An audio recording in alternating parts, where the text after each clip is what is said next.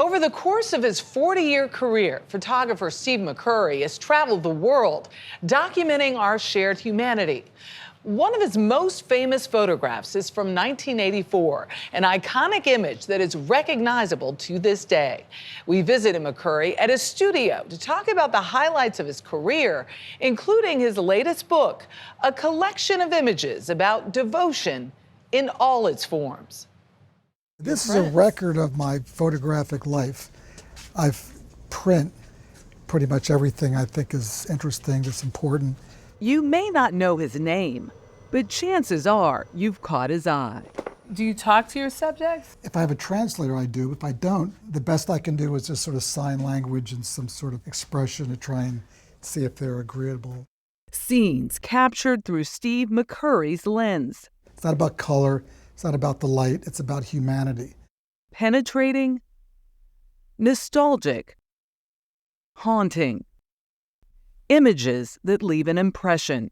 Ah, there she is.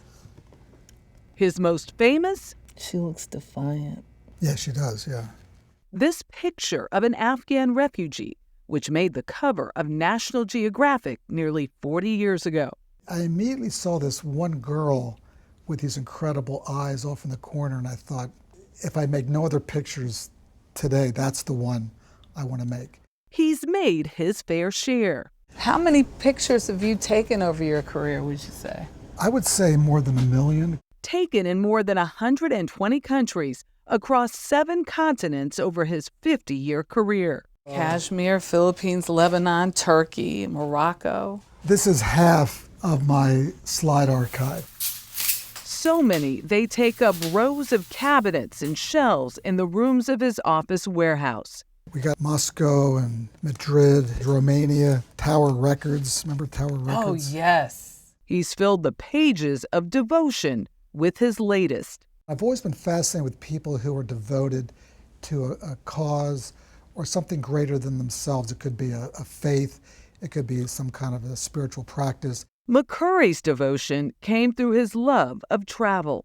I wanted to go all over the world, see different cultures. And as I was in the middle of that, I realized I need to get an education. I need to find something to do with my life. He studied film at Penn State until an assignment with the campus newspaper changed his trajectory. How did you get your first break? My first assignment was for a magazine called Philadelphia. A dead-end job he quit after 2 years when he bought a one-way ticket to India and never looked back. And I was just practicing, looking, observing, honing my eye, honing my skills. He traveled through South Asia, including Pakistan, and then just before the Soviet invasion, he smuggled himself into Afghanistan. And that was really pivotal for me because those pictures of the early days of the uprising in Afghanistan turned out to be, once the Russians invaded, my pictures ended up being published worldwide. So suddenly I went from this sort of freelance photographer with no assignments to getting published in the best magazines and newspapers in the world. McCurry has an uncanny knack for being in the right place at the right time. Oh man, his eyes. They stare clear through you. A coal miner's break. He had been underground in the mines for the entire day, maybe 10 hours. And as we were shooting him, he was smoking this cigarette, and I thought, how ironic, this guy's underground, the air quality must be terrible, and yet he's lighting up a cigarette. Movement in a monastery. How did you shoot it? I think I shot maybe a half a dozen frames, and I knew the shutter speed had to be at least somewhere between 500th and 1,000th of a second. And playtime in a refugee camp with a curious Afghan girl. I didn't know that I had any kind of a picture at all until I went back 6 weeks later looking through the film.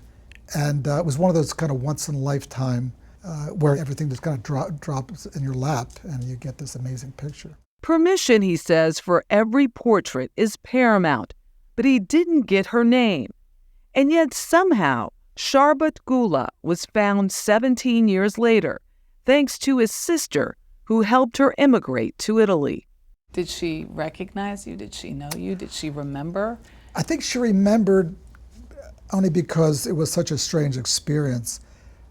This foreigner there with a camera, she'd never been photographed, so this was like a new experience for her. McCurry experiences the ups and downs of life through the eyes of his subjects. His viewfinder is both a gateway to the beauty and a shield against the horrors he's witnessed. Oh, wow. Where is this? This is in Kuwait. Most of his work captured on the fly. The beauty of that is just capturing life as it unfolds, capturing moments, how people relate to each other. That's my favorite kind of way to work, is just walking around and photographing life as it actually is. It nearly cost him his life. How many times have you defied death? Too many. I kind of feel like I've run out of lives now. I have one. For starters, McCurry almost drowned in India. There's a plane crash in Yugoslavia. There was multiple times in Afghanistan. And he was on his downtown rooftop in New York City when the towers fell on September 11th, 2001. A 2021 documentary, McCurry, The Pursuit of Color, ponders his life's mission. This became a kind of quest for enlightenment, to experience all the tones the world had to offer. I think I see in people, there's a lot of suffering, a lot of pain in the world. I think we've all experienced that in our own lives. I want to get down to the depths of their humanity. I think that's what I really am striving for. Connection. Connection, showing that regardless of how rich or poor they are, they have this humanity. Everybody has a story. I want to tell their story. The stories he's told. Kudos to producer Vidya Singh for bringing this to me.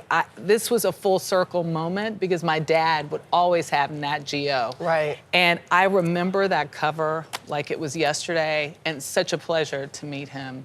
It's nice to hear his story from a man who has shared so many through his photographs. Yeah.